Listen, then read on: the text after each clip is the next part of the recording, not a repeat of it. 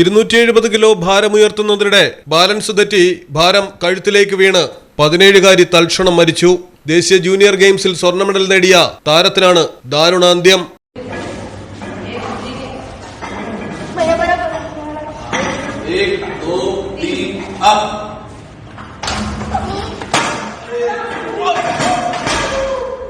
രാജസ്ഥാനിലെ ബിക്കാനറിലാണ് സംഭവം.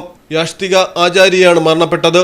ജിമ്മിൽ പരിശീലകന്റെ സഹായത്തോടെയായിരുന്നു 270 കിലോ സ്ക്വാട്ടിനുള്ള തയ്യാറെടുപ്പുകൾ.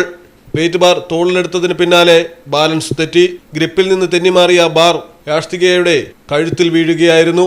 പരിശീലകൻ കഴുത്തിൽ നിന്ന് ബാർ തള്ളിമാറ്റിയെങ്കിലും കഴുത്തൊടിഞ്ഞ് താരം മലർന്നു വീണു. തൽക്ഷണം മരണപ്പെട്ടു. സംഭവത്തിൽ പോലീസ് അന്വേഷണം ആരംഭിച്ചു. News desk.